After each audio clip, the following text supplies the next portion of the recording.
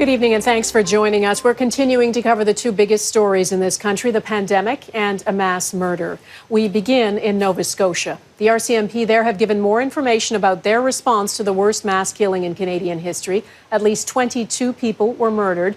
We know that for almost 14 hours, starting late Saturday night, a gunman disguised as an RCMP officer was roaming a remote part of rural Nova Scotia, killing people he knew and shooting others apparently at random.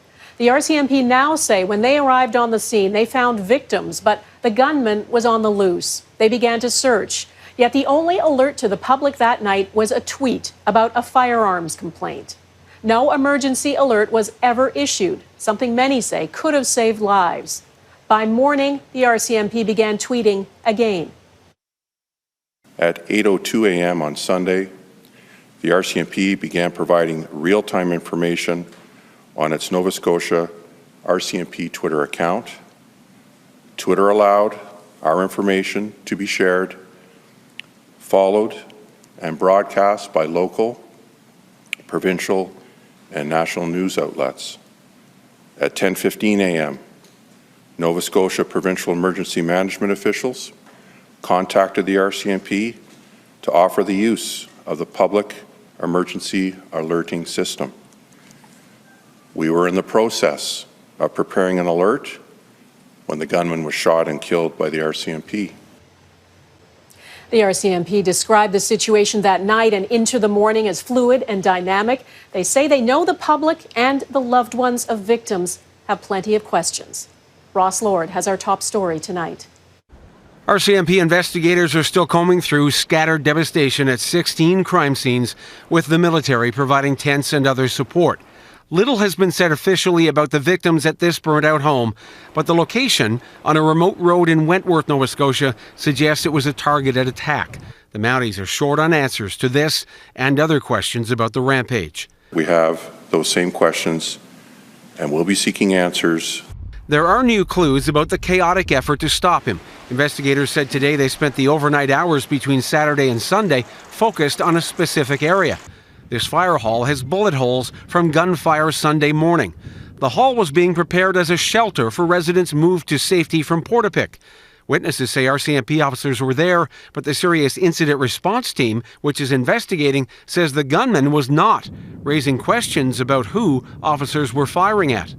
Investigators say the suspect did not have a firearms license, and they have not yet said what type of guns or other weapons were used.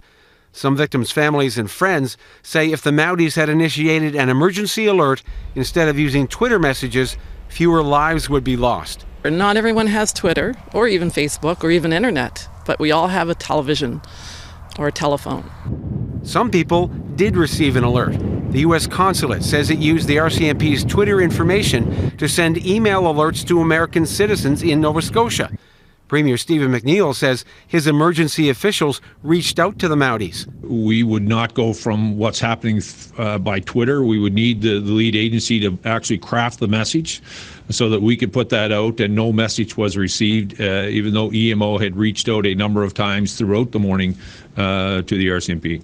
Troubling new questions. Were there mistakes made by incident commander or someone else, or was it a matter of we need to change procedure on how we respond to these types of calls when we have a gun call, maybe in rural areas? RCMP management says they were in the process of preparing an alert when the gunman was killed. That was 13 hours after the Mounties discovered the first victims and identified their suspect.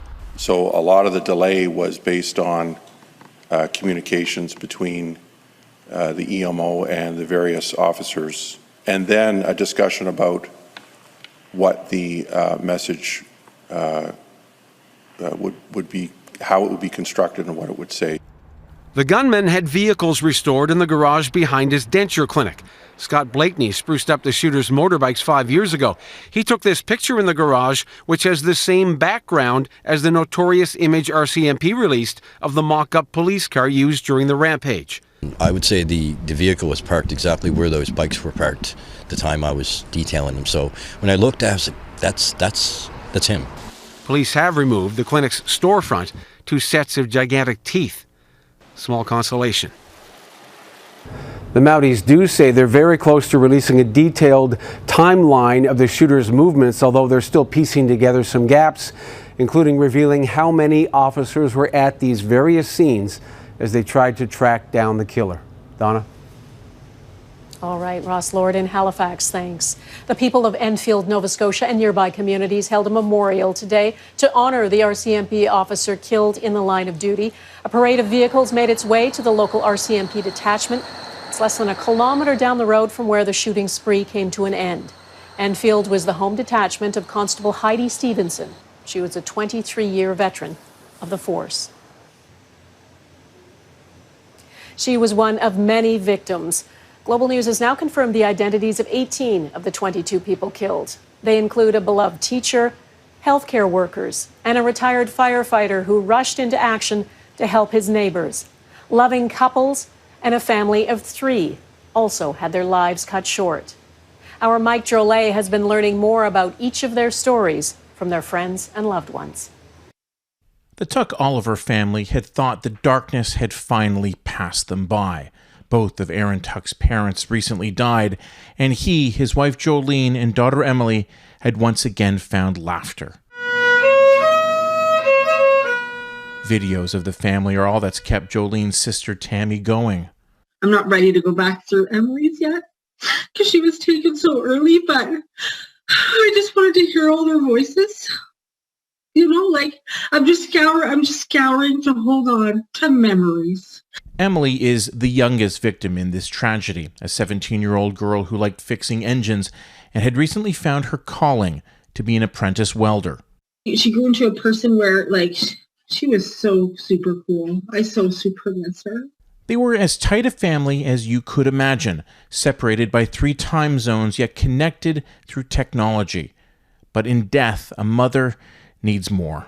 And then my mom last night, one thing that she said, she wants to hold her hand one last time. Tammy is struggling to make that happen.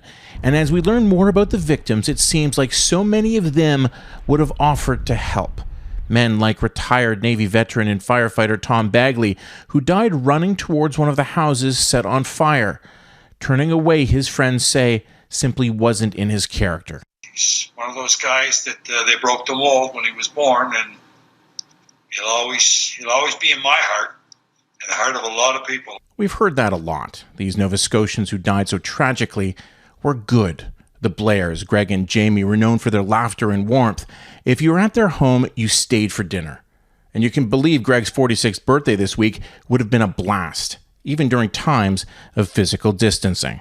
Partied, drank. It would have been a good day. It would have been. We're going to celebrate still, which that's what he'd want. So many sad stories about happy people.